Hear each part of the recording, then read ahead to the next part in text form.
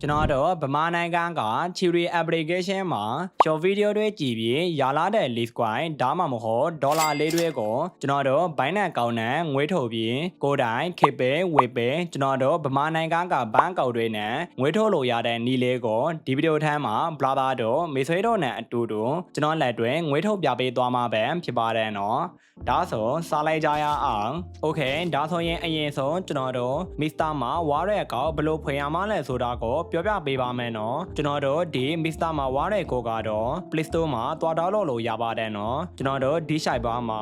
Mr. March ဝါရဲလို့ရရှာလိုက်ပါနော် WANNET ဝါရဲလို့ရရှာလိုက်ပါ Okay ဒါဆိုရင်ဒီပေါ်မှာကျွန်တော်မှာထီတယ်လို့ပို့သွားတာဖြစ်ပါတယ်နော် Mr. မှာဝါရဲလို့ဒီလိုမျိုးရရှာလိုက်ပါ Okay ဒါဆိုရင်ဒီပေါ်က Mr.မှာ crypto wallet ကောက်ပေါ်လာမှာဖြစ်ပါတယ်နော်ကျွန်တော်တို့ Play Store မှာဒီ Mr. မှာ crypto wallet ကောက်ကိုလာဒေါက်လုပ်လို့ရပါတယ် Okay ဒါဆိုရင်ကျွန်တော်ဒီနေရာမှာ open ကိုတစ်ချက်နေလိုက်ပါမယ်နော်ကျွန်တော်ရဲ့ Blabber တို့မေဆွေတို့ကို Mr. မှာ wallet ကောက်ဘယ်လိုဖွင့်ရမှာလဲဆိုတာကိုလက်တွေ့ပြောပြပေးမှာဖြစ်ပါတယ်နော်Okay ဒါဆိုရင်ဒီနေရာမှာကျွန်တော်တို့ဒီအောက်က Gesta ဆိုတဲ့ကောက်ကိုတစ်ချက်နေလိုက်ပါ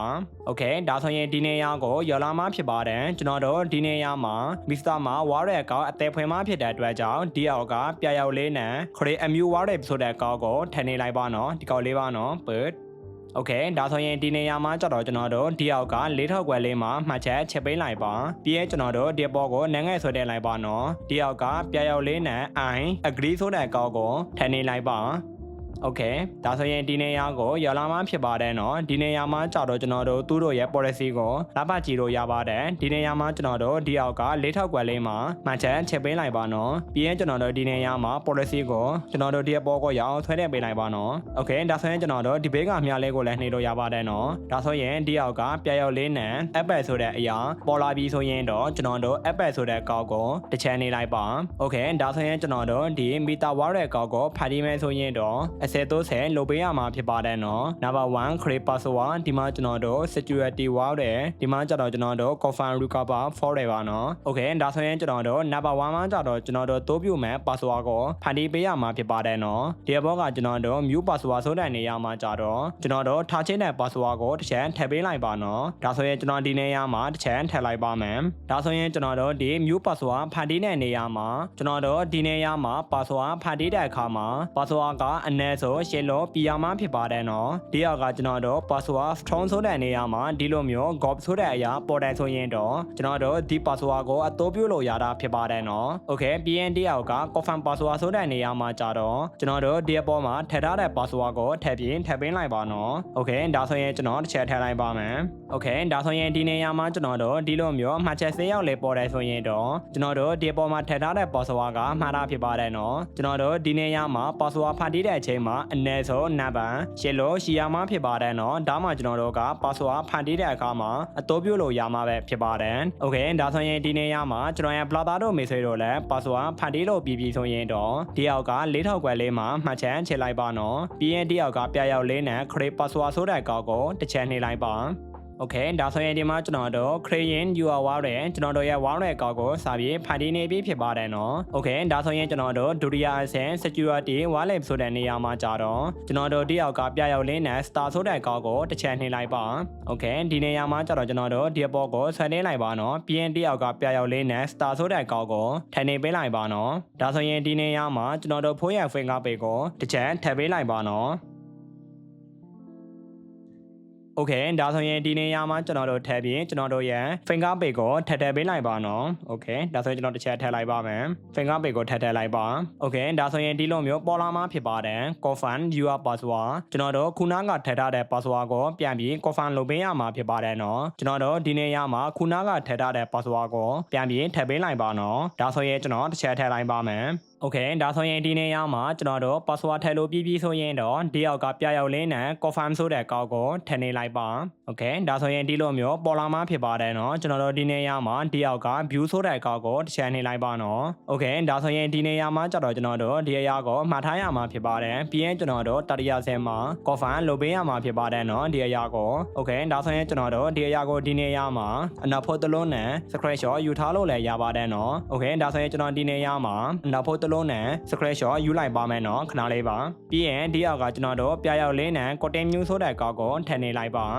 Okay ဒါဆိုရင်ကျွန်တော်တို့ဒီမှာတတိယဆင့်ခုနကကျွန်တော်တို့မှတ်ထားတဲ့အရာကိုထည့်ပေးရမှာဖြစ်ပါတယ်နော်ကျွန်တော်တို့ခုနကအချိန်မှာမှတ်ထားတဲ့အဆင့်လိုက်တိုင်းထည့်ပေးရမှာဖြစ်ပါတယ် Okay ဒါဆိုရင်ကျွန်တော်ဒီနေရာမှာထည့်ပေးလိုက်ပါမယ်နော်ကျွန်တော်ခုနကအနာဖို့တလို့နဲ့ screenshot ယူထားတဲ့အရာကိုဒီနေရာမှာကျွန်တော်အဆင့်လိုက် confirm လုပ်ပေးလိုက်ပါမယ် Okay ဒါဆိုရင်ဒီနေရာမှာဒီလိုမျိုးအစေးရောက်လေးနဲ့ဆက်ဆက်ဖြူပေါ်ပြီးဆိုရင်တော့ဒီအောက်ကပြရောက်လေးနဲ့ combat ဘယ်အားဆိုတဲ့ကောက်ကိုတစ်ချက်နှိလိုက်ပါမယ်နော်ဒီကောက်လေးပါနော် but Okay ဒါဆိုရင်ကျွန်တော်တို့ဒီနေရာမှာတတိယဆင့်လုပ်ပေးလို့ပြီးသွားပြီဖြစ်ပါတယ် Okay ဒါဆိုရင်ဒီမှာကျွန်တော်တို့ Mr. Warrior ကောက်ဖွေလို့ပြီးသွားပြီပဲဖြစ်ပါတယ်နော်ဒီမှာကြည့်ပါကိုကဲကျူလဲရှင်ကျွန်တော်တို့ဖွေတာပြီးသွားပြီဖြစ်ပါတယ်ကျွန်တော်ရန် Brother တို့ message တို့လည်းကျွန်တော်ရှေ့မှာပြောပြပေးခဲ့တဲ့အတိုင်းစက်တိုင်းလို့သွားတယ်ဆိုရင်တော့ကျွန်တော်တို့ Mr. Warrior ကောက်ဖွေရတာကတော့လွယ်ပါတယ်နော် Okay ဒါဆိုရင်ကျွန်တော်ဒီအောက်က Dam ဆိုတဲ့ကောက်ကိုတစ်ချက်နှိလိုက်ပါမယ်ဒါဆိုရင်ဒီမှာကျွန်တော်တို့ Mr. Warrior ကောက်ဖွေတာပြီးသွားပြီပဲဖြစ်ပါတယ်နော် Welcome to your Warrior North Stem Okay ကျွန်တော်ရ Brother တို့ message တို့လည်းဒီလိုမျိုး Mr. Warrior ကောက်ကိုလောက်ဖွဲ့လို့ရပါတယ်နော်ပြီးရင်ကျွန်တော်တို့ Chiri Warrior ကောက်မှာ Mr. Warrior ကောက်ကိုကျွန်တော်တို့ငွေထုတ်ပြီးဘိုင်းနိုင်ကောက်မှာခေပေးဝယ်ပေးနဲ့ငွေဘလို့ထိုရမလဲဆိုတာကိုကျွန်တော်ရ Brother တို့ message တို့ကိုတစ်ချက်ပြောပြပေးမှာဖြစ်ပါတယ်နော်ဒါဆိုရင်ကျွန်တော်တို့ Mr. မှာအကောက်ဖွေလို့ပြီးသွားပြီပဲဖြစ်ပါတယ်နော်ကျွန်တော်တို့ Mr. မှာအကောက်ဖွေလို့ပြီးဆိုရင်တော့ကျွန်တော်တို့ Chiri application မှာရုပ်ရှင်းကြည့်ပြီးရလာတဲ့ list coin တွေကိုကျွန်တော်တို့ငွေထုတ်ဖို့အတွက်ဒီ Mr. မှာဝါတဲ့ကောက်ထဲမှာကျွန်တော်တို့ list coin ကိုရှာပေးရမှာဖြစ်ပါတယ်နော်ဒါဆိုရင်ကျွန်တော်တို့ Mr. မှာဝါတဲ့ကောက်ထဲမှာ list coin ကိုရှာမှာဖြစ်တဲ့အတွက်ကြောင့်ဒီပေါ်ကပေါင်းလက္ခဏာလေးကိုတစ်ချက်နှိလိုက်ပါမယ်Okay ဒါဆိုရင်ဒီနေရာမှာဒီပေါ်က select token ဆိုတဲ့နေရာမှာကျွန်တော်တို့ဒီနေရာမှာ list coin ကိုလာရှာလို့ရပါတယ်နော်ဒါဆိုရင်ကျွန်တော်ဒီနေရာမှာ list လို့ရရှာလိုက်ပါမယ် Okay ဒါဆိုရင်ကျွန်တော်ဒီနေရာမှာတစ်ချက်ရှာကြည့်ပါမယ်နော် Okay ဒါဆိုရင်ဒီမှာကျွန်တော်တို့ list coin ကိုရှာလို့မတွေ့ပါဘူးနော်ကျွန်တော်တို့ဘာဖြစ်လို့လဲဆိုတာကိုကျွန်တော်ရန် Brother တို့ message တို့ကိုတစ်ချက်ပြောပြပေးမှာဖြစ်ပါတယ်နော်ဒါဆိုရင်ကျွန်တော်တို့ဒီလိုမျိုးဒီ shape ဆိုတဲ့နေရာမှာ list coin ကိုတခါတည်းလာရှာတဲ့ဆိုရင်တော့ကျွန်တော်တို့ရှာလို့မတွေ့ပါဘူးနော်ဒါဆိုရင်ကျွန်တော်ဗပြန်ဆုတ်လိုက်ပါမယ်ကျွန်တော်ရန် Brother တို့ message တို့ကိုတစ်ချက်ပြောပြပေးပါမယ်နော် Okay ဒါဆိုရင်ကျွန်တော်တို့ဒီ Mr. မှာဝါတဲ့ကောက်တန်းမှာဒီဘောကကျွန်တော်တို့ Ethereum coin ကိုရွေးထားလို့ဖြစ်ပါတယ်နော်ကျွန်တော်တို့ငွေထုတ်မဲ့ list coin ကတော့ BNB Smart Chain ဖြစ်ပါတယ်ဒါဆိုရင်ကျွန်တော်တို့ဒီဘောက Ethereum coin ကိုတစ်ချက်နှိလိုက်ပါOkay ဒါဆိုရင်ဒီနေရာမှာကျွန်တော်တို့ဒီအောက်က BNB Smart Chain ဆိုတဲ့ကောက်ကိုတစ်ချက်ရွေးပေးလိုက်ပါနော်ဒီကောက်လေးပါနော်ကျွန်တော်တို့ဒီနေရာမှာ BNB Smart Chain ဆိုတဲ့ကောက်ကိုရွေးပေးမှာကျွန်တော်တို့ဒီ Mr. မှာ application မှာကျွန်တော်တို့ list coin နဲ့ငွေထုတ်လို့ရမှာဖြစ်ပါတယ်ဒါဆိုရင်ကျွန်တော်ဒီမှာ BNB Smart Chain ကိုရွေးလို့ပြီးပြီဆိုရင်တော့ကျွန်တော်ဗပြန်ဆုတ်လိုက်ပါမယ်နော် Okay ဒါဆိုရင်ကျွန်တော်တို့ BNB Smart Chain ကိုပြောလို့ပြီးပြီဆိုရင်တော့ဒီအောက်က list coin ကတော့ပေါ်လာပြီးဖြစ်ပါတယ်နော်ဒီနေရာမှာကြာတော့ကျွန်တော်ကတော့ list coin ကိုထည့်ထားလို့ဖြစ်ပါတယ်နော်အကဲ၍မေဆွဲတို့မှာ BNB ကိုပြောလို့ပြီးပြီဆိုရင်တော့ဒီဘောက BNB တခုပဲပေါ်နေမှာဖြစ်ပါတယ်နော်ကျွန်တော်တို့ list coin ကိုဘယ်နေရာမှာရှာလို့ရလဲဆိုတာကိုခုနကလိုမျိုးကျွန်တော်တို့ဒီဘောကအပေါင်းလက္ခဏာလေးကိုတစ်ချက်နှိလိုက်ပါနော်ဒီကောက်လေးပါနော် but Okay ဒါဆိုရင်ဒီ select token ဆိုတဲ့နေရာမှာကျွန်တော်တို့ list coin ကိုလာရှာလို့ရပြီဖြစ်ပါတယ်ဒါဆိုရင်ကျွန်တော်တို့ဒီ select token ဆိုတဲ့နေရာမှာ list လို့ရရှာလိုက်ပါနော် Okay ဒီလိုမျိုးရရှာလိုက်တယ်ဆိုရင်တော့ဒီဘောကကျွန်တော်တို့ list coin ပေါ်လာပြီးဖြစ်ပါတယ်နော်ဒီအောက်ကကျွန်တော်တို့ Chiri coin တွေလည်းပေါ်လာပြီးဖြစ်ပါတယ်ကျွန်တော်တို့ကဒီနေရာမှာ list coin နဲ့ငွေထုံမှဖြစ်တဲ့အတွက်ကြောင့်ကျွန်တော်တို့ဒီဘေးက4000ကွက်လေးမှာမှန်ချက်ချစ်ပေးလိုက်ပါပြီးရင်ဒီအောက်ကပြရောက်လေးနဲ့နေဆိုတဲ့ကောက်ကိုတစ်ချက်နှိလိုက်ပါနော်။ Okay ဒါဆိုရင်ဒီလိုမျိုးပေါ်လာမှဖြစ်ပါတယ်ဒီအောက်ကပြရောက်လေးနဲ့ improve ဆိုတဲ့ကောက်ကိုထည့်နှိလိုက်ပါဒါဆိုရင်ဒီနေရာမှာကျွန်တော်တို့ဒီလိုမျိုး list coin ရောက်လာမှာပဲဖြစ်ပါတယ်နော် Okay ဒါဆိုရင်ကျွန်တော်တို့ Mr. မှာဝါတဲ့အကောင့်နဲ့ Chiri application မှာ video ကြည့်ပြီးရလာတဲ့ list coin တွေကိုကျွန်တော်တို့ငွေထုတ်လို့ရပြီးပဲဖြစ်ပါတယ်နော်ဒါဆိုရင်ကျွန်တော်ရ Brother တို့ message တို့ကိုကျွန်တော်တို့ငွေဘယ်လိုထုတ်ရမှာလဲဆိုတာကိုတစ်ချက်ပြောပြပေးပါမယ်နော်ဒီနေရာမှာကျွန်တော်ရ Brother တို့ message တို့ကျွန်တော်ကိုတခုမေးဖို့ရှိပါတယ်နော်ကျွန်တော်တို့ Chiri application မှာ video ကြည့်ပြီးရလာတဲ့ list coin တွေကိုကျွန်တော်တို့ Chiri ဝါတဲ့အကောင့်နဲ့ငွေထုတ်လို့ရရဲ့သားဘာကြောင့်ကျွန်တော်ကဒီ Mr. မှာဝါတဲ့အကောင့်နဲ့ငွေထုတ်လဲဆိုတာကိုကျွန်တော်ရန် Brother တို့ message တို့ကျွန်တော်ကိုမေးဖို့ရှိပါတယ်နော် Okay ဒါဆိုရင်ကျွန်တော်တစ်ချက်ရှင်းပြပေးပါမယ်နော်ဘာကြောင့်ကျွန်တော် Mr. မှာဝါတဲ့အကောင့်နဲ့ငွေထုတ်လဲဆိုတော့ Chiri ဝါတဲ့အကောင့်ကတော့အခုကျွန်တော်တို့ငွေထုတ်လို့မရပါဘူးနော်သူတို့က Chiri ဝါတဲ့အကောင့်ကိုအတင်လုံနေတာဖြစ်တဲ့အတွက်ကြောင့်ကျွန်တော်တို့ဒီ Chiri ဝါတဲ့အကောင့်နဲ့ကျွန်တော်တို့ Chiri application မှာရလာတဲ့ list coin တွေကိုကျွန်တော်ရန် Brother တို့ message တို့ကိုကျွန်တော်လက်တွဲငွေထုတ်ပြလို့မရပါဘူးနော် Okay ဒါဆိုရင်ကျွန်တော်ဒီနေရာမှာ Chiri application application ထက်ကိုတစ်ချက်ဝင်လိုက်ပါမယ်နော်ကျွန်တော်ရဲ့ blabber တို့မိတ်ဆွေတို့ကိုကျွန်တော်လက်တွဲငွေထုတ်ပြပေးမှာပဲဖြစ်ပါတယ်နော် Okay ဒါဆိုရင်ကျွန်တော်တို့ Chewy application မှာငွေထုတ်မှာဖြစ်တဲ့အတွက်ကြောင့်ဒီအောက်က M ဆိုတဲ့ကောက်ကိုတစ်ချက်နှိပ်လိုက်ပါမယ်နော် Okay ဒီနေရာမှာဒီပေါ်က wallet ဆိုတဲ့ကောက်ကိုထည့်နေလိုက်ပါမယ် Okay ဒါဆိုရင်ဒီနေရာမှာကျွန်တော်တို့ဗီဒီယိုကြည့်ပြီးရလာတဲ့ list coin ကိုဘိုင်းနဲ့အကောင့်နဲ့ငွေထုတ်မယ်ဆိုရင်တော့ကျွန်တော်တို့အရင်ဆုံးဗီဒီယိုကြည့်ပြီးရလာတဲ့ list coin ကိုဒီပေါ်က external ကိုပြောင်းပေးရမှာဖြစ်ပါတယ်เนาะကျွန်တော်တို့ဗီဒီယိုကြည့်ပြီးရလာတဲ့ list coin ကဒီ external ဆိုတဲ့နေရာကိုရလာမှကျွန်တော်တို့ကဘိုင်းနဲ့အကောင့်နဲ့ငွေထုတ်လို့ရမှာဖြစ်ပါတယ်เนาะ Okay ဒါဆိုရင်ကျွန်တော်ဒီပေါ်က external ဆိုတဲ့ကောက်ကိုတစ်ချက်နေလိုက်ပါမယ်ဒီနေရာမှာကျွန်တော်တို့ဗီဒီယိုကြည့်ပြီးရလာတဲ့ list coin ကိုတစ်ချက်နေလိုက်ပါမယ်เนาะပြီးရင်ကျွန်တော်တို့ဒီနေရာမှာပျောက်ပေးမှဖြစ်တဲ့အတွက်ကြောင့် Trophy ကိုတစ်ချက်နေလိုက်ပါမယ် Okay ဒါဆိုရင်ကျွန်တော်တို့ဒီနေရာမှာ for external မှာကျွန်တော်တို့ to external ကို Trophy လုပ်မယ်ဆိုရင်တော့ဒီအောက်က Trophy fee ဆိုတဲ့နေရာမှာကျွန်တော်တို့ fee ပေးရတာဖြစ်ပါတယ်เนาะဒါဆိုရင်ဒီမှာကျတော့ကျွန်တော်တို့ APP fee ကတော့ 25% ပါเนาะဒီအောက်ကကျွန်တော်တို့ Binance Smart Chain Free လန်ပေးရမှာဖြစ်ပါတယ်ဒါကြောင့်ကျွန်တော်တို့ဒီနေရာမှာ Trophy မလုပ်ခင်ကျွန်တော်တို့ရဲ့ Chewy ကောက်ထဲမှာ BNB coin အနည်းငယ်ရှိထားဖို့လိုပါတယ်เนาะဒါဆိုရင်ကျွန်တော်ဗိုက်ပြန်ဆုတ်လိုက်ပါမယ်ကျွန်တော်ရဲ့ Blabber တို့မိတ်ဆွေတို့ကိုဒီအပေါ်ကကျွန်တော် external ဆိုတဲ့နေရာမှာတစ်ချက်ပြပေးမှဖြစ်ပါတယ်เนาะဒီနေရာမှာကျွန်တော်မှာ BNB coin ကတော့ဒီဘေးကကြည်ပါเนาะကျွန်တော် BNB coin တပြားမှာထည့်ထားခြင်းမရှိသေးပါဘူးเนาะဒီမှာကြည်ပါเนาะ0 BNB ပါ Okay ဒါဆိုရင်ကျွန်တော်တို့ဒီနေရာမှာ BNB coin Chewy application ထက်ကိုမထည့်ဘဲနဲ့ကျွန်တော်တို့ Trophy လိုရမရဆိုတာကျွန်တော်ရဲ့ Blabber တို့မိတ်ဆွေတို့ကိုတစ်ချက်ပြပေးမှဖြစ်ပါတယ်เนาะဒါဆိုရင်ကျွန်တော်ဒီအပေါ်က external ဆိုတဲ့ကောက်ကိုတစ်ချက်နေလိုက်ပါမယ်ပြီးရင်ဒီအောက်ကကျွန်တော်တို့ဗီဒီယိုကြည့်ပြီးရလာတဲ့ list coin ကိုထည့်နေလိုက်ပါမယ်เนาะ Okay ဒါဆိုရင်ဒီနေရာမှာ Trophy ကိုတစ်ချက်နေလိုက်ပါမယ် Okay ဒါဆိုရင်ဒီ for external မှာကျွန်တော်တို့သူ external ကိုပြောင်းမဖြစ်ပါတယ်เนาะဒီအောက်ကအမောက်ဆိုတဲ့နေရာမှာကြတော့ကျွန်တော်တို့ Trophy လိုချိတ်တဲ့အမောက်ကိုထည့်ပေးလိုက်ပါเนาะကျွန်တော်ကတော့ဒီနေရာမှာအကိုလို Trophy လိုမှာဖြစ်တဲ့အတွက်ကြောင့်ဒီဘင်းက map ဆိုတဲ့ကောက်ကိုတစ်ချက်နေလိုက်ပါမယ်ကျွန်တော်တို့ဒီ application မှာ Trophy လိုမယ်ဆိုရင်တော့အနည်းဆုံး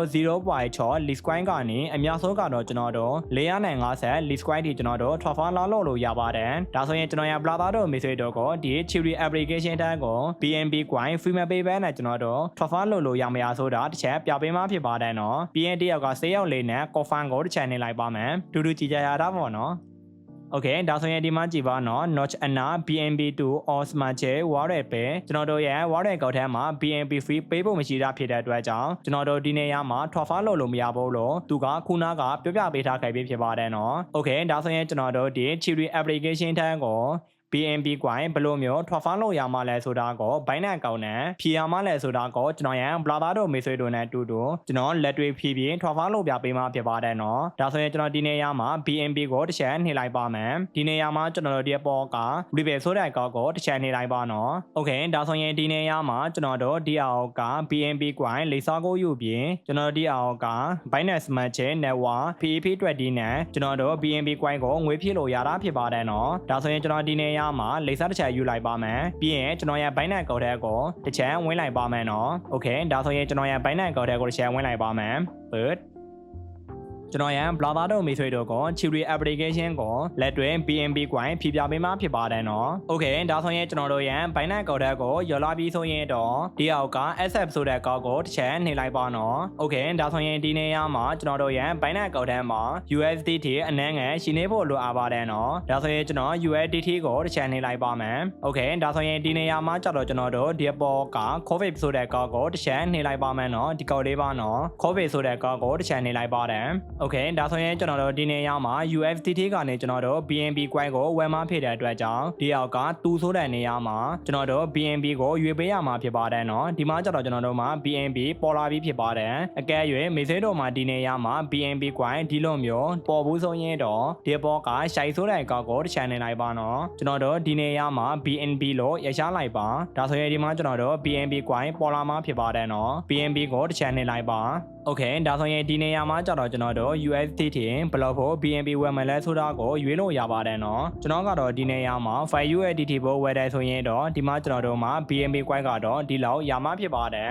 ကျွန်တော်တို့ Chiri application မှာငွေထုတ်တယ်ဆိုရင်တော့ BNB coin ဘယ်လောက် fee ပေးရမှာလဲဆိုတာကိုကျွန်တော်လည်းမသိပါဘူးเนาะโอเคဒါဆိုရင်ကျွန်တော်ဒီနေရာမှာကြတော့ 5USDT လောက်ဆိုရင်တော့ကျွန်တော်တို့ကလိုလောက်မဲ့လို့ထင်ပါတယ်เนาะโอเคဒါဆိုရင်ကျွန်တော်ဒီနေရာမှာ 5USDT ဖို့ BNB coin ဝယ်လိုက်ပါမယ်เนาะကျွန်တော်တို့ Chiri application မှာငွေထုတ်မယ်ဆိုရင်တော့ BNB coin ကတော့ free ဘယ်လောက်ပေးရမှာလဲဆိုတော့ကျွန်တော်လည်းမသိပါဘူးเนาะကျွန်တော် Chiri application မှာ Binance account နဲ့ငွေကတော့တစ်ခါမှမထုတ်ဘူးပါဘူးโอเคဒါဆိုရင်ကျွန်တော်ကတော့ဒီနေရာမှာ 5USDT ပဲဝယ်လိုက်ပါမယ်เนาะโอเคဒါဆိုရင်ဒီနေရာမှာကျွန်တော်တို့အကောလို့ထည့်လို့ပြီးဆိုရင်တော့ဒီအောက်က wire link နဲ့ preview ဆိုတဲ့အကောက်ကိုတစ်ချမ်းနေလိုက်ပါเนาะ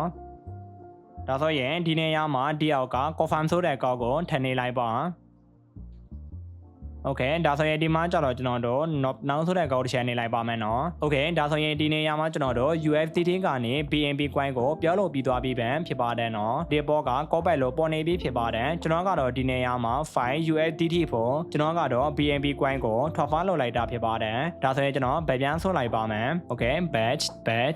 โอเคဒါဆိုရင်ဒီနေရာမှာကျွန်တော် refresh တစ်ချက်လုပ်လိုက်ပါမယ်เนาะဒါဆိုရင်ဒီအောက်ကကျွန်တော်မှာ BNB coin ကတော့ရလာပြီးဖြစ်ပါတယ်ဒီ BNB coin ကိုကျွန်တော်တို့ခုနက Chiri application ကိုဖြီးမဖြစ်တဲ့အတွက်ကြောင့်ဒီလက်က same ဆိုတဲ့ကောက်ကိုတစ်ချက်နေလိုက်ပါเนาะဒီကောက်လေးပါเนาะ but โอเคဒါဆိုရင်ဒီ select withdraw method ဆိုတဲ့နေရာမှာဒီလက်က on-chain withdraw ဆိုတဲ့ကောက်ကိုတစ်ချက်နေလိုက်ပါโอเคဒါဆိုရင်ဒီနေရာမှာကြတော့ကျွန်တော်တို့ဒီအောက်က BNB coin ကိုတစ်ချက်ရွေးလိုက်ပါနော်โอเคဒါဆိုရင်ဒီအပေါ်က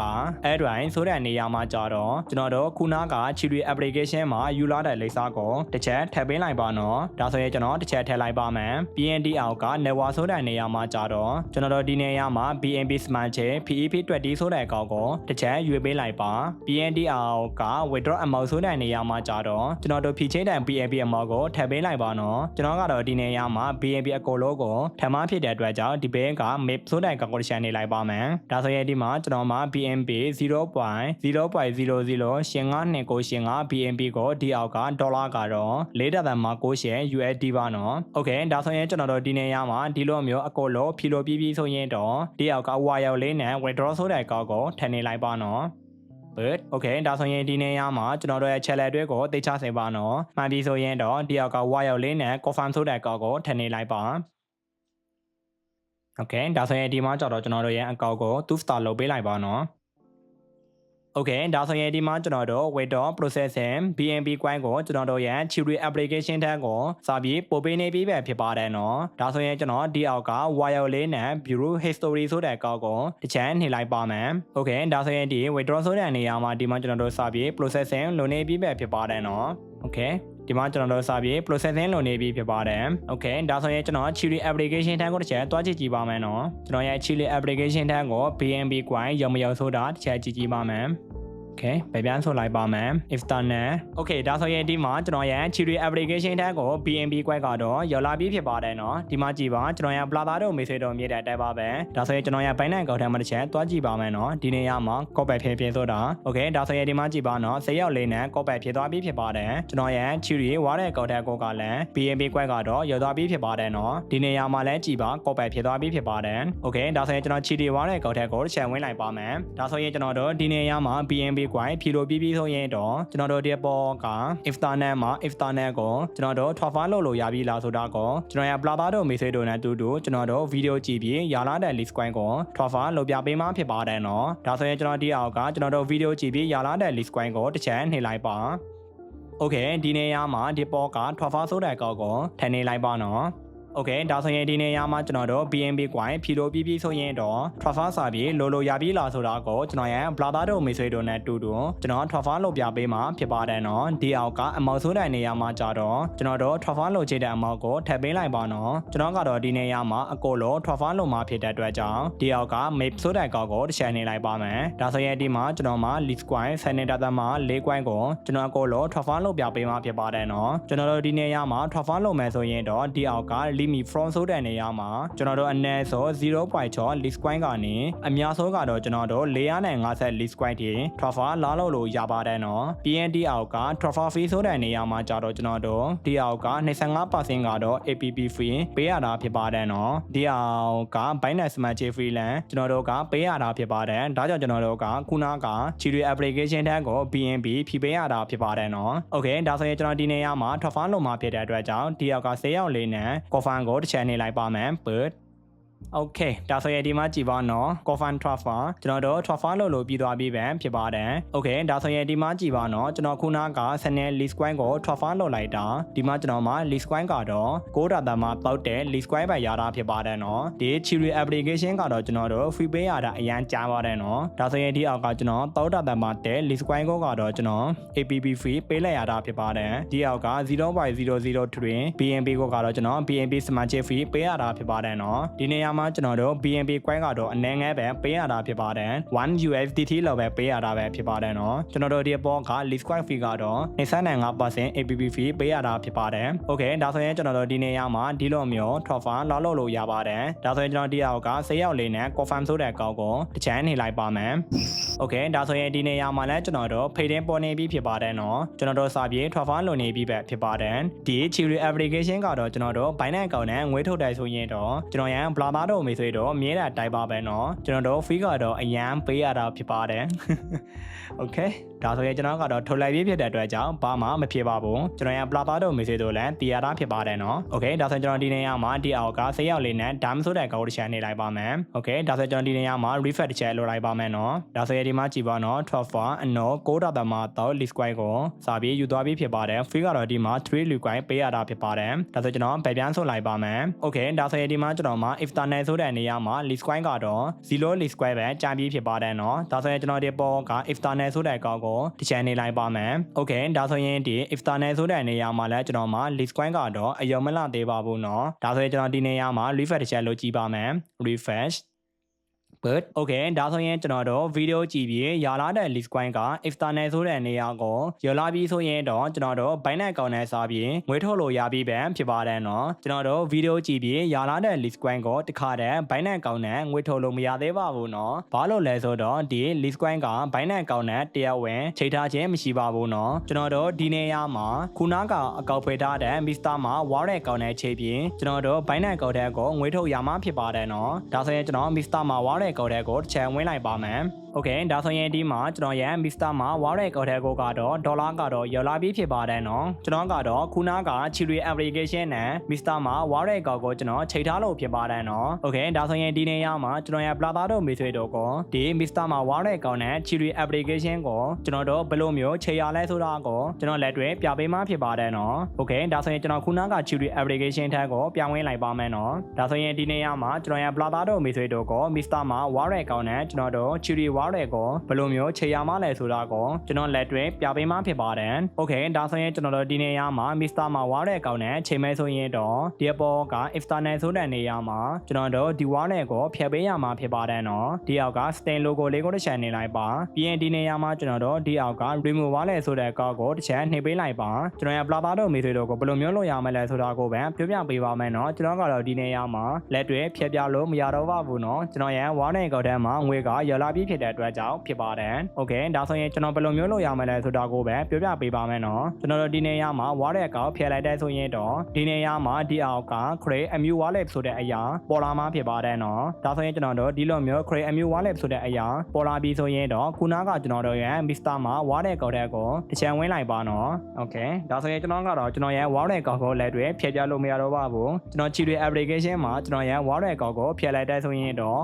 ကျွန်တော်ရဲ့ Chiri wallet ထဲမှာရှိထားတဲ့ဒေါ်လာတွေကတော့အကုန်လုံးပါပေါင်းမှဖြစ်ပါတယ်နော် Okay ကျွန်တော်ကတော့ဘယ်လိုမျိုးလုပ်ရမလဲဆိုတာကိုပဲနီးကိုပဲပြောပြပေးပါမယ်နော်ဒါဆိုရင်ကျွန်တော်တို့ဒီ Mr. မှာ wallet ကောက်တဲ့ကိုရလာပြီးဆိုရင်တော့ဒီအောက်က stain logo လေးကိုတစ်ချမ်းနှိပ်လိုက်ပါနော်ဒါဆိုရင်ဒီနေရာမှာဒီပေါ်က security privacy ဆိုတဲ့ကောက်ကိုတစ်ချက်နှိပ်လိုက်ပါနော်ဒီကောက်လေးပါနော် Okay ဒါဆိုရင်ဒီနေရာမှာဒီအောက်ကပြရောက်လင်းနဲ့ register recover fallout ဆိုတဲ့ကောက်ကိုတစ်ချက်နှိပ်လိုက်ပါနော်ဒီကောက်လေးပါနော် but ကျွန်တော်တို့ဒီနေရာကိုနေလိုက်တဲ့ဆိုရင်တော့တယောက်က guest star ဆိုတဲ့ကောင်ကိုနေတစ်ချက်နေလိုက်ပါကျွန်တော်တို့ဒီနေရာမှာမေကွန်းနဲ့ကိုဖြည့်ပေးရတာဖြစ်ပါတယ်နော်တယောက်က Kingdom Heaven နဲ့ပြီးရင်ကျွန်တော်တို့ဒီနေရာမှာပြီးရင်ကျွန်တော်တို့ဒီနေရာမှာဒီပေါ်က URBM skim ဆိုတဲ့ကောင်ကိုတစ်ချက်နေပြီးကျွန်တော်တို့ဒီလိုမျိုးမေကွန်းနဲ့ကိုဖြည့်ပေးရတာဖြစ်ပါတယ် Okay enter password တို့ continue ဆိုတဲ့နေရာမှာကြတော့ကျွန်တော်တို့ဒီ Mr. မှာဝါတဲ့ကောင်ရဲ့ password ကိုထည့်ပေးလိုက်ပါနော်ကျွန်တော်တို့ရဲ့ password ကိုထည့်ပေးလို့ပြီးတာနဲ့ကျွန်တော်တို့ဒီနေရာမှာတန်တဲ့ QR code ဆိုပြီးနှစ်ခုပေါ်လာမှဖြစ်ပါတယ်နော်ကျွန်တော်တို့ Tesco coffee ယူပြီးခုနကချီရီဝါတဲ့ကောင်မှကျွန်တော်တို့သွားထည့်ပြီးကျွန်တော်တို့ဝါတဲ့ကောင်ခြေလိုက်ယူပါပဲနော်ဒီနေရာမှာကြတော့ကျွန်တော်ရဲ့ Plaza တို့ message တို့ကိုကျွန်တော်လက်တွေပြပေးလို့မရပါဘူးနော်ဘာလို့လဲဆိုတော့ကျွန်တော်ဒီအရာကို screen recording ယူလို့မရလို့ဖြစ်ပါတယ် Okay ဒါဆိုရင်ဒီလောက်ဆိုရင်ကျွန်တော်ရဲ့ Plaza တို့ message တို့နားလဲလို့တယ်လို့ကျွန်တော်ယူကြည့်ပါတယ်နော်ကျွန်တော်တို့ဒီနေရာမှာ Tesco coffee ယူလို့ပြီးဆိုရင်ချီရီဝါတဲ့ကောင်တဲ့ကိုတစ်ချက်ဝင်လိုက်ပါနော်ဒီအောက်က improve ဝါတဲ့ကောင်ဆိုတဲ့အရာဆိုပြီးစာသားလေးနဲ့ကိုပေါ်နေမှာဖြစ်ပါတယ်နော်ကျွန်တော်တို့ကဒီပေါ်က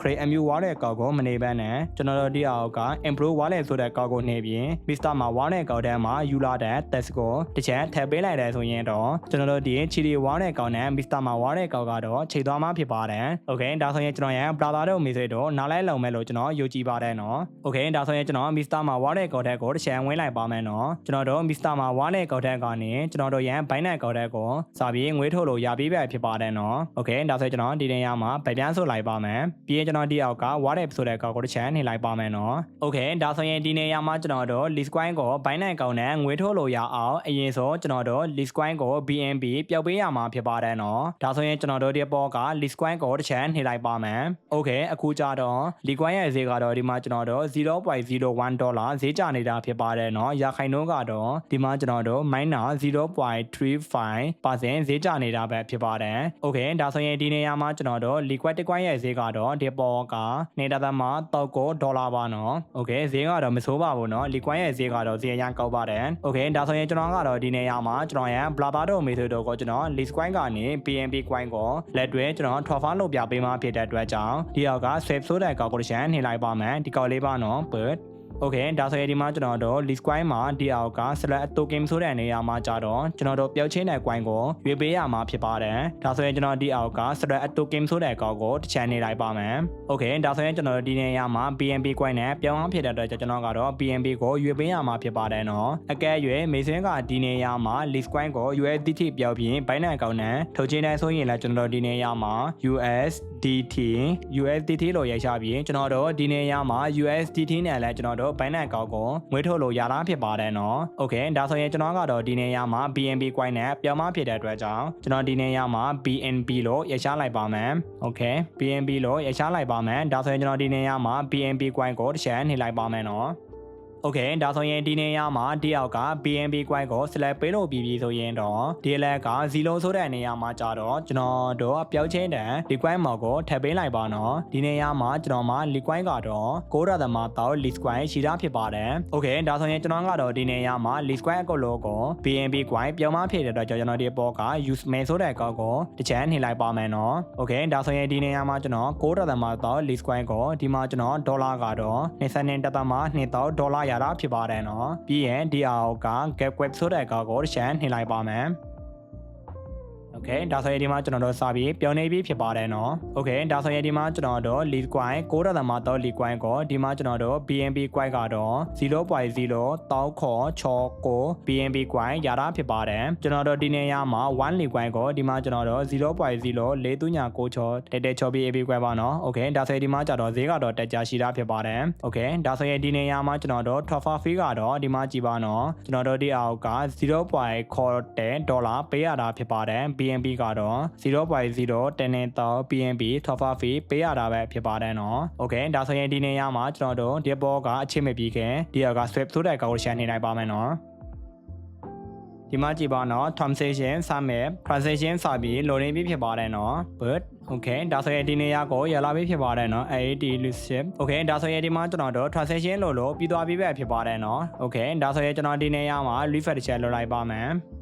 โอเคဒါဆိုရင်ဒီမှာကျွန်တော် list coin ကို BNB ပြောလို့ပြီးသွားပြီပဲဖြစ်ပါတယ်ဒီအောက်ကကျွန်တော်မှာ list coin ကတော့0 coin ပဲကြာပြီးဖြစ်ပါတယ်ဒီဘောကကျွန်တော်မှာ BNB ကတော့ဒီမှာ 0.04434 BNB coin ရှိသွားပြီးဖြစ်ပါတယ်နော်โอเคဒါဆိုရင်ကျွန်တော်တို့ဒီ Mr. မှာ wallet အကောင့်မှာကျွန်တော်တို့ရဲ့ Binance အကောင့်ထဲကိုငွေထုတ်လို့ရသွားပြီးပဲဖြစ်ပါတယ်နော်ကျွန်တော်တို့ဒီလိုမျိုးဆယ်ကြောက်ခွာပြီးငွေထုတ်ရတာဖြစ်ပါတယ်ဒါဆိုရင်ကျွန်တော်တို့ဒီ Mr. မှာ wallet အကောင့်ထဲမှာကျွန်တော်တို့ရဲ့ Binance အကောင့်ထဲကို BNB ငွေထုတ်မှဖြစ်တဲ့အတွက်ကြောင့်ကျွန်တော်ဒီနေရာမှာ BNB ကိုတစ်ချမ်းနှိပ်လိုက်ပါမယ်โอเคပြီးရင်ဒီအောက်က same ဆိုတဲ့အကောင့်ကိုတစ်ချမ်းနှိပ်လိုက်ပါမယ်โอเคဒါဆိုရင်ဒီအပေါ်ကတူဆိုတဲ့နေရာမှာကြတော့ကျွန်တော်တို့ Binance အကောင့်ထဲကလိပ်စာကိုလာထည့်ပေးရမှာဖြစ်ပါတယ်နော်ဒါဆိုရင်ကျွန်တော်ရဲ့ Binance အကောင့်ထဲကိုတစ်ချမ်းဝင်လိုက်ပါမယ်ကျွန်တော်ဒီနေရာမှာကျွန်တော်ရဲ့ Binance အကောင့်ထဲကလိပ်စာကိုတစ်ချမ်းတွားရွေးလိုက်ပါမယ်နော်โอเคဒါဆိုရင်ဒီနေရာမှာဒီပေါ်က wire လေးနဲ့ ADD farm ဆိုတဲ့အကောင့်ကိုတစ်ချမ်းနှိပ်လိုက်ပါโอเคပြီးရင်ကျွန်တော်တို့ဒီအောက်က deposit crypto ဆိုတဲ့အကောင့်ကိုထည့်နေလိုက်ပါနော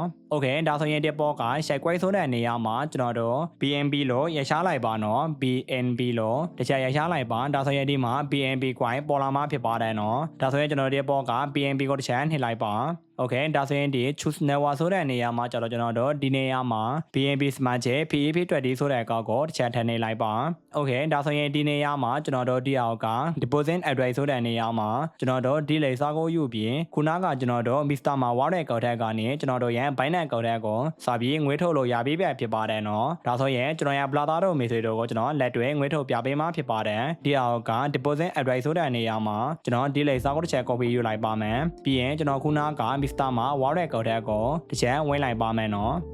ဒါဆိုရင်ဒီအောက်ကတူဆိုတဲ့နေရာမှာကြတော့ကျွန်တော်တို့ခုနက Binance အကောင့်ထဲမှာယူလာတဲ့လိပ်စာကိုတစ်ချက်ထည့်ပေးလိုက်ပါနော်โอเคဒါဆိုရင်ဒီနေရာမှာကျွန်တော်တို့ရဲ့ Binance အကောင့်ထဲကလိပ်စာကိုထည့်ပေးလို့ပြီးပြီဆိုရင်တော့ဒီအောက်ကပြရောက်လေးနဲ့ niche ဆိုတဲ့အကောင့်ကိုထည့်နေလိုက်ပါโอเคဒါဆိုရင်ဒီနေရာမှာကြတော့ကျွန်တော်တို့ရဲ့ Binance အကောင့်ထဲကို BNB ပျောက်ချိတဲ့မော်ကိုထည့်ပေးလိုက်ပါနော်ကျွန်တော်ကတော့ဒီနေရာမှာအကိုလို့ပြောင်းမဖြစ်တဲ့အတွက်ကြောင့်ဒီအောက်က 0.044 BNB လို့ထည့်လိုက်ပါမယ်နော် 0.04434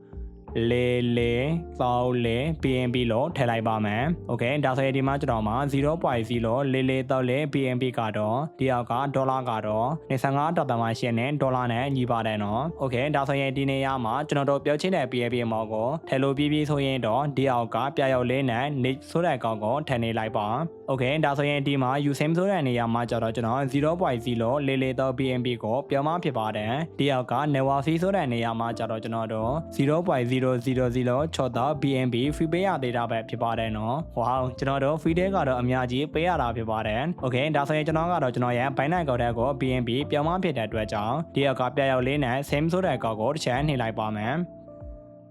Okay ဒါဆိုရင်ဒီမှာကျွန်တော်တို့ transaction summit လို့ပေါ်နေပြီဖြစ်ပါတယ်เนาะကျွန်တော်ရဲ့ Binance အကောင့်ထဲကိုစာပြီးပို့ပေးနေပြီပဲဖြစ်ပါတယ် Okay ဒါဆိုရင်ဒီနေရာကိုရောက်လာတာဖြစ်ပါတယ်เนาะစာပြီးပို့ပေးနေပြီဖြစ်ပါတယ်ဒါဆိုရင်ဒီမှာကြည့်ပါเนาะကျွန်တော်တို့ transaction code ပဲဖြစ်သွားပြီဖြစ်ပါတယ်ကျွန်တော်ရဲ့ Binance အကောင့်ထဲကိုပို့ပေးလို့ပြီးသွားပြီဖြစ်ပါတယ်เนาะဒီပေါ်ကကျွန်တော်ရဲ့ Binance အကောင့်ထဲကိုကလည်း message ကြာလာပြီဖြစ်ပါတယ်ဒါဆိုရင်ကျွန်တော်တစ်ချက်ကြည့်ပါမယ် Okay ဒါဆိုရင်ဒီမှာကြည့်ပါเนาะ BNB deposit processing လို့ပေါ်နေပြီဖြစ်ပါတယ်ကျွန်တော်ရဲ့ Binance အကောင့်ထဲကိုကလည်းBNB ကတော့ရလာပြီးဖြစ်ပါတယ်။ဝါအများများပါတယ်နော်ကျွန်တော်ရဲ့ Flata တို့ message တို့အမြဲတမ်းတိုင်းပါပဲ။ဒါဆိုရင်ဒီဘောကကျွန်တော်ရဲ့ Binance အကောင့်ထဲကို BNB 0.044 BNB ပို့ပေးလို့ပြီးသွားပြီဖြစ်ပါတယ်။ဒီဘောကကျွန်တော်ရဲ့ Binance အကောင့်ထဲကိုစာပြီးရလာပြီးဖြစ်ပါတယ်နော်။ဒီမှာကြည့်ပါ BNB deposit processing လို့ပေါ်နေပြီဖြစ်ပါတယ်။ဒါဆိုရင်ကျွန်တော်တစ်ချက်နှိပ်လိုက်ပါမယ်နော်။ဒါဆိုရင်ကျွန်တော်ရဲ့ Binance အကောင့်ထဲမှာတစ်ချက်သွားကြည့်ပါမယ်။ Okay deposit Okay ဒါဆိုရင်ဒီမှာကြည့်ပါနော်ဒီအောက်က BNB 0.044 BNB ကွက်ကိုဒီအောက်ကကိုပိန်ရင်စာပြီးသူတို့ကလက်ခံနေပြီဖြစ်ပါတယ်နော် refresh လုပ်လိုက်ပါမယ် Okay ဒါဆိုကျွန်တော်ဒီနေရာမှာဗပြန်ဆုတ်လိုက်ပါမယ်ပြီးရင်ကျွန်တော်ဒီနေရာမှာကျွန်တော်ရဲ့ BNB ကွက်ကိုတစ်ချက်တွားကြည့်ပါမယ်နော်Okay ဒါဆိုရင်ဒီဘောကကြည့်ပါနော် BNB deposit ဆက်ဆက်ပြုဖြစ်သွားပြီဖြစ်ပါတယ်ကျွန်တော်ရဲ့ Binance အကောင့်ထဲကို BNB ကတော့ရလာပြီးပဲဖြစ်ပါတယ်နော်ပို့ပေးလို့ပြီးသွားပြီဖြစ်ပါတယ်ဒါဆိုရင်ကျွန်တော်ဒီနေရာမှာ refresh တစ်ချက်လုပ်လိုက်ပါမယ်နော်ဒီဘက်က access ဆိုတဲ့အကောင့်တစ်ချက်နေလိုက်ပါမယ် Okay ဒါဆိုရင်ဒီဘောကကြည့်ပါနော်ကျွန်တော်ရဲ့ Binance အကောင့်ထဲမှာဒေါ်လာကတော့$34ကျော်ရှိသွားပြီဖြစ်ပါတယ်ဒီအောက်က BNB ဆိုတဲ့နေရာမှာကျွန်တော်မှာ BNB ကွက်ကလည်းဒီမှာ 0.044 နဲ့ခေါ်ရှယ် BNB ကွက်ရလာပြီးဖြစ်ပါတယ် Okay ဒါဆိုရင်ဒီမှာကျွန်တော်တို့ရဲ့ င်းနိုင်ကောက်တဲ့ကို BNB ကွိုင်းရောက်လာပြီးဆိုရင်တော့ကျွန်တော်တို့ဘာမှနိုင်ကခေပေးဝယ်ပေးနေငွေဘလို့ထိုရမလဲဆိုတာကိုတစ်ချက်ပြောပြပေးမှာဖြစ်ပါတယ်နော်โอเคဒါဆိုရင်ကျွန်တော်တို့ဒီနေရာမှာ BNB ကွိုင်းကိုအရင်ဆုံးကျွန်တော်တို့ transfer လုပ်ပေးရမှာဖြစ်ပါတယ်စပေါ်ဝါတဲ့ဆိုတဲ့နေရာမှာကျွန်တော်တို့ fund wall တွေကိုအရင်ဆုံး transfer လုပ်ပေးရမှာဖြစ်ပါတယ်နော်ဒါဆိုရင်ကျွန်တော်ကိုလို့ထည့်လိုက်ပါမယ် 0.004 BNB ကွိုင်းကိုဒီအောက်ကကျွန်တော်တို့ spot wall တွေကနေ fund wall တွေကိုပြောပေးရမှာဖြစ်ပါတယ်ပြီးမှကျွန်တော်တို့ကခေပေးဝယ်ပေးနေကျွန်တော်တို့ပါမနိုင်က